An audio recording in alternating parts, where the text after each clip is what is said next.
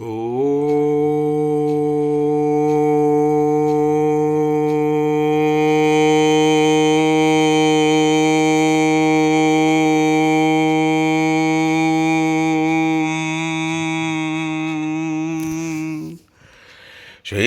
सद्गुरुभ्यो नमः। श्रीमद् भगवद गीता साधक संजीवनी टीका अध्याय 2 श्लोक क्रमांक 41। व्यवसायात्मिका बुद्धिर्वेकेह कुरुनन्दन बहुशाखाहयन्तांश्च बुद्धयो व्यवसायिनाम्। कुरुनंदन, हे कुरुनंदन, ई है इस संबुद्धि की प्राप्ति के विषय में व्यवसायात्मिका निश्चय वाली बुद्धि एका एक होती है।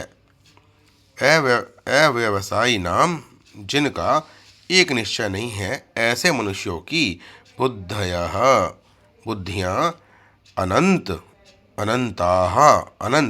च ओ बहुशाखा, बहुत शाखा वाली ही होती है।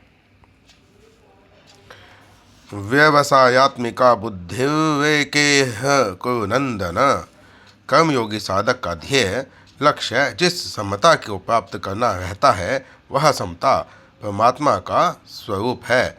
उस परमात्म स्वरूप समता की प्राप्ति के लिए अंतःकरण की समता साधन है। अतः अंतःकरण की समता में संस्कार का राग बाधक है। उस राग को हटाने का अथवा परमात्म तत्व को प्राप्त करने का जो एक निश्चय है, उसका नाम है व्यवसायात्मिका बुद्धि। व्यवसायात्मिका बुद्धि एक क्यों होती है? कारण कि इसमें सांसारिक वस्तु पदार्थ आदि की कामना का त्याग होता है।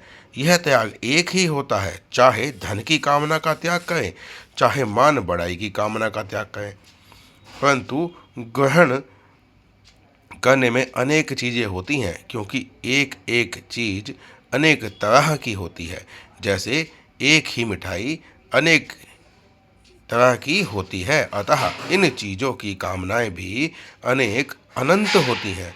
गीता में कर्म योग प्रस्तुत श्लोक और भक्ति योग 9वें अध्याय का 30वां श्लोक के प्रकरण में तो व्यवसायात्मिका बुद्धि का वर्णन आया है, पर ज्ञान योग के प्रकरण में व्यवसायात्मिका बुद्धि का वर्णन नहीं आया। इसका कारण यह है कि ज्ञान योग में पहले स्वरूप का बोध होता है, फिर उसके परिणाम स्वरूप बुद्धि स्वतः एक निश्चय वाली हो जाती है। और कर्म योग तथा भक्ति योग में पहले बुद्धि का एक निश्चय होता है, फिर स्वरूप का बोध होता है। अतः ज्ञान योग में ज्ञान की मुख्यता है और कर्म योग में तथा भक्ति योग में एक निश्चय की मुख्यता है। बहुशाखाहयन्ताश्च बुद्धयो व्यवसायिनाम्।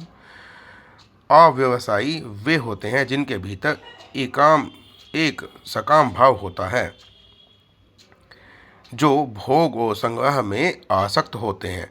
कामना के कारण ऐसे मनुष्यों की बुद्धियां अनंत होती हैं और वे बुद्धियां भी अनंत शाखाओं वाली होती हैं। अर्थात एक एक बुद्धि भी अनंत शाखाएं होती हैं। जैसे पुत्र प्राप्ति करनी है, यह एक बुद्धि हुई, और पुत्र प्राप्ति के लिए किसी औषध का सेवन करें, आशीर्वाद लें आदि उपाय उस बुद्धि की अनंत शाखाएं हुई। ऐसे ही धन प्राप्ति करनी है, यह एक बुद्धि हुई, और धन डालें, धोखा दें, ठगाई करें आदि उस बुद्धि की अनंत शाखाएं हैं। ऐसे मनुष्यों की बुद्धि परमात्म प्राप्ति का निश्चय नहीं होता। परिशिष्ट भाव, वास्तविक उद्देश्य एक ही होता है। जब तक मनुष्य का एक उद्देश्य होता है, तब तक उसके अनंत उद्देश्य रहते हैं। जब तक मनुष्य का उद्देश्य नहीं होता, तब तक उसके अनंत उद्देश्य रहते हैं। और एक एक उद्देश्य की अनेक शाखाएं होती हैं। उनकी अनंत कामनाएं होती हैं और एक एक कामना की पूर्ति के लिए भी उपाय भी अनेक अनेक होते हैं। श्री सीताराम।